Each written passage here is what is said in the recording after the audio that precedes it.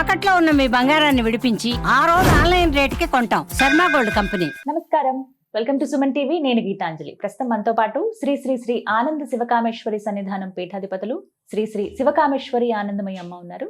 అమ్మతో మాట్లాడదాం. అమ్మ నమస్కారం. శ్రీమాత్రే నమః. శ్రీమాత్రే నమః. శ్రీమాత్రే నమః. అమ్మ, సంక్రాంతి గురించి చాలా ప్రశ్నలు అడిగారు. అసలు ఎలా జరుపుకోవాలని అని చిన్నప్పటి నుంచి మేము జరుపుకునే పద్ధతి ఒకటి ఉంటుంది, ఇలాగే చెప్పారు. పెద్దల పండగ అంటారు. అవును. అసలు ఆ రోజు పూజలకి అంటే పిండి వంటలు వండటం అది మాత్రం ప్రధానంగా చూస్తాము. ఇంటి నిండా చుట్టాలు ఉంటారు, కొత్త అల్లుళ్ళు ఉంటే ఇంకా ఆ సందడంతా ఉంటుంది. అసలు సంక్రాంతిని ఎలా జరుపుకోవాలి అనేది ఒక ప్రశ్న. సుమన్ టీవీ వీక్షిస్తున్న ప్రేక్షకులందరికీ కూడా సంక్రాంతి శుభాకాంక్షలు.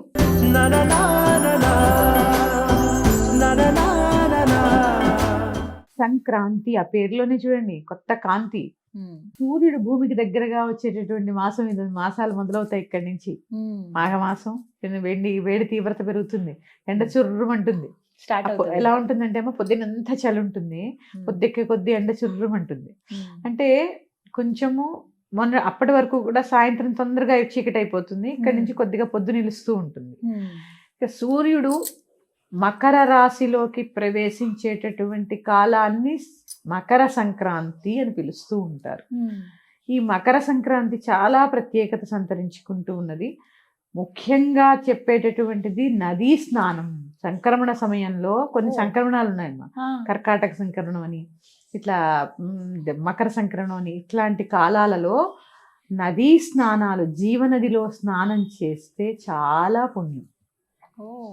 చాలా పుణ్యం. నదీ స్నానం చాలా ప్రత్యేకత సంతరించుకుని ఉంటుంది ఈ సంక్రమణ సమయంలో.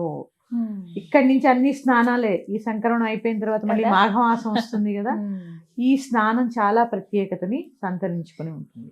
అలాగే ఎవరైతే వాళ్ళ పెద్దలు చనిపోయిన తిథి తెలియదు మాకు అని చెప్పి మహాలయ పక్షాల్లో కొంత పరిహారం చేస్తూ ఉంటారు, పితృదోష నివారణార్థం. ఆ పితృదోష నివారణార్థం మహాలయ పక్షాల్లో కుదరని వాళ్ళు ఈ సంక్రమణం రోజున కూడా శ్రాద్ధ కర్మ చేసుకోవచ్చు. ఓహో, అప్పుడు ఎవరైతే చేయలేదు ఇప్పుడు చేయొచ్చు. పెద్దలకి బియ్యం ఇస్తూ ఉంటారు, పెద్దల్ని తలుచుకుని. ఇక్కడ ముఖ్యంగా గుర్తు పెట్టుకోవలసినవి 3. అంటే కర్మ చేయండి అంటే ఆ కార్యం చేయమని కాదు. పితృతర్పణ వదలడం ఒకటి, దానం. నేను చెప్పాను మీకు భోగి రోజు ఈ యొక్క రైతులు ధాన్యాన్ని దానం ఇచ్చేస్తూ ఉంటారు. ఎందుకంటే అంత నిండుగా రాసి ధాన్యాన్ని వాళ్ళకి ఎంత కావాలో ఉంచుకొని, పూర్వం కొలిచి సంక్రాంతి నాడు మాకు పంట వస్తే మీకు కుంచాలు తవ్వలు మీకు తెలుసో లేదు, వాటితో కొలిచి పోసేవారు. ఈ రేగి పళ్ళని కూడా, భోగి పళ్ళకు పోసే రేగి పళ్ళని కూడా ఈ యొక్క తవ్వలతోటి, ఇనప తవ్వలు ఉండేవి, పావు మాకు సోల తవ్వ కుంచుడు ఇట్లా ఆ తవ్వతోటి కొలిచి తీసుకునేవారు. కొలిచి ఆ కొనేటప్పుడు కొలిచి తీసుకునేవారు అనమాట. వాటితోటి కొలిచి ధాన్యాన్ని దానం చేసేవారు. ప్రత్యేకంగా ఈ రోజు దానం చేయడం చాలా మంచి ఫలితాన్ని, మంచి ఐశ్వర్యాన్ని ప్రసాదిస్తుందమ్మా. ఐశ్వర్యాన్ని ప్రసాదిస్తుంది. ఈ యొక్క తర్పణము, దానము చాలా ప్రత్యేకత. నదీ స్నానము ఈ సంక్రమణ రోజు చాలా ప్రత్యేకత. పెద్దలకి బియ్యం ఇచ్చుకోవడం ఇవంతా మనం చేసుకునేటటువంటి విధి విధానాలు. ఇక సంక్రాంతి అంటేనే సరదా పండగ కదా. కొత్త అల్లుళ్ళు వస్తూ ఉంటారు, వాళ్ళకి కొత్త బట్టలు, ఇల్లంతా కొత్త బట్టలు కట్టుకుంటూ ఉంటారు. అల్లుళ్ళతో, కోడళ్లతో, మనవలతో చక్కగా ఎంత ఇల్లంతా చాలా ఆహ్లాదంగా వాతావరణం కదా. ఇక్కడ చెప్పాను కదా, దక్షిణాయనంలో వచ్చే పండగలకేమో మనం ఉపాసనా విధిలో ఉంటాం. ఇక్కడ చక్కగా సంక్రమణం రోజుని చక్కగా స్నానం చేయడము, ఆ పెద్దలకు తర్పణం వదులుకోవడము, ఏదైనా దానం ఇవ్వాలనుకుంటే ఇవ్వడము, కుటుంబం అంతా కూర్చోవడం, కబుర్లు చెప్పడం, మా చెప్పుకోవడము, చక్కగా ఏదో చింతగింజలు ఆట ఆడడం, గవ్వలాడడం, ఇవన్నీ ఉండేవి చిన్నప్పుడు. ఇప్పటికి కూడా మా ఊరు వెళ్తే ఆడుతూ ఉంటాం, ఆడుతూ ఉంటాం.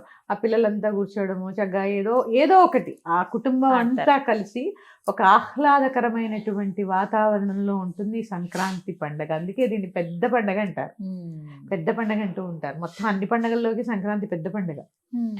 ప్రత్యేకంగా చూడండి అరిసెలు చేస్తూ ఉంటారు సంక్రాంతికి. అవును. దాంట్లో కూడా నువ్వులు వేస్తారు.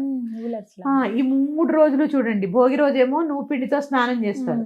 ఈ సంక్రాంతికి చేసిన అరిసెల్లో ఏమో నువ్వులు ఉంటాయి. నువ్వులు వేస్తారు. నువ్వులు ఉండలు కూడా చేసి చక్కగా బొట్టు పెట్టి ముత్తైదువులకి ఇస్తూ ఉంటారు. నువ్వులు ఉండలు మామూలుగా నువ్వులు పుచ్చుకోకూడదు, అవును అంటారు. కానీ స్వీట్ లాగా చేసిస్తే పుచ్చుకోవచ్చు. పుచ్చుకోవచ్చు, అట్లా ఇస్తూ ఉంటారు.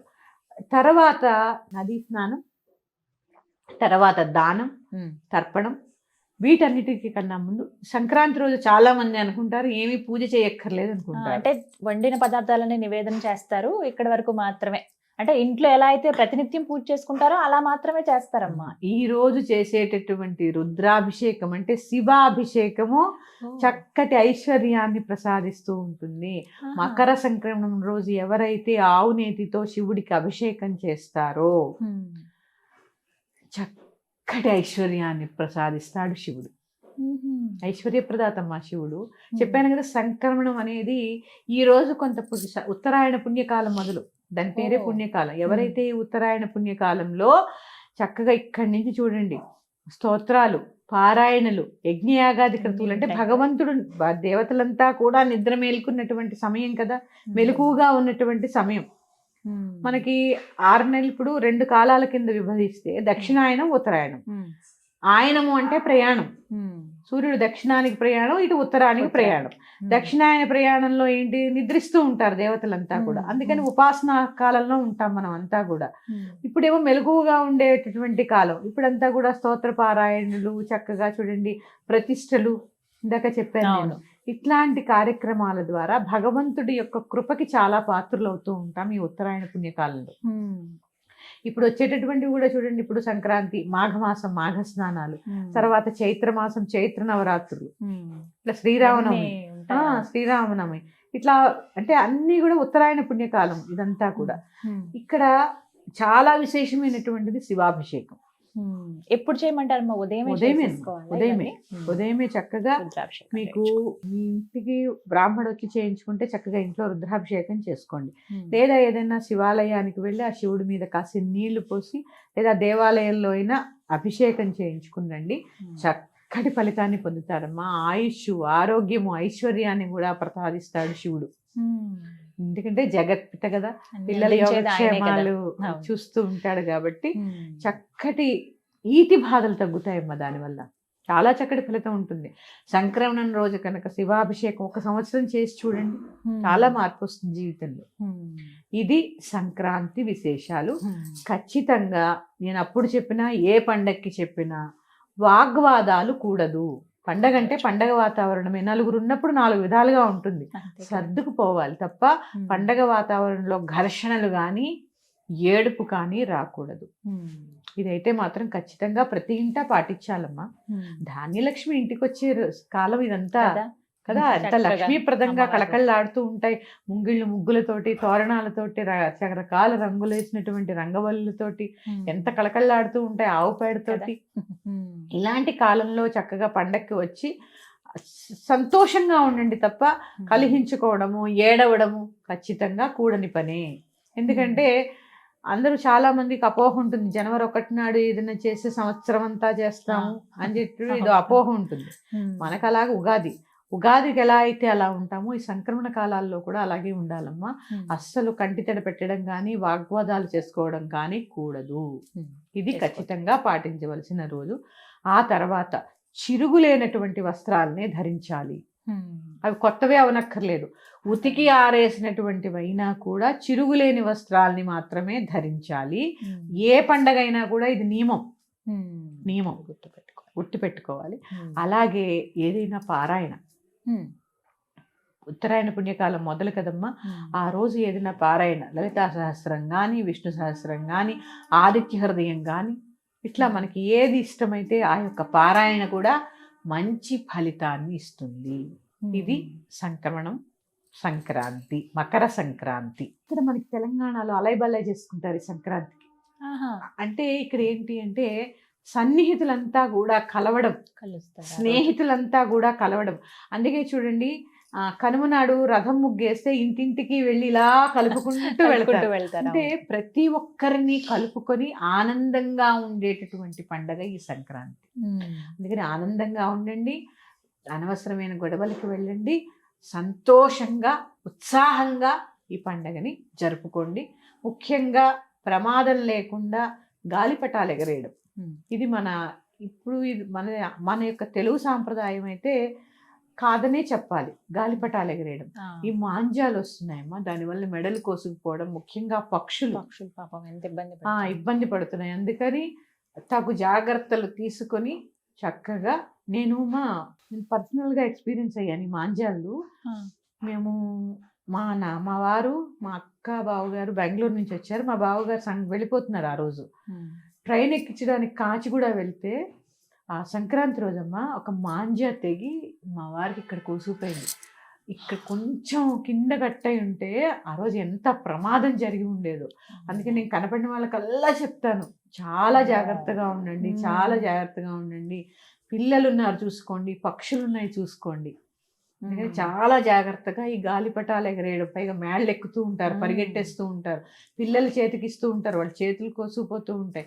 దగ్గరుండి సరదాగా, ఎందుకంటే పండగంటేనే సరదా, జాగ్రత్తగా మీ యొక్క పర్యవేక్షణలో ఆ యొక్క గాలిపటాలని ఎగరవేయండి.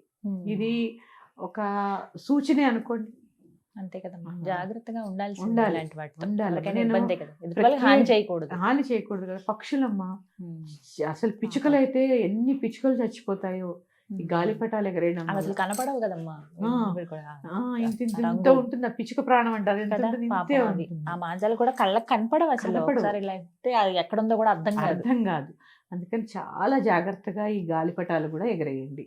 మరొక్కసారి సుమన్ టీవీ వీక్షిస్తున్న ప్రేక్షకులందరికీ సంక్రాంతి శుభాకాంక్షలు. సంతోషం, మీకు కూడా సంక్రాంతి శుభాకాంక్షలు. సంతోషం తల్లి.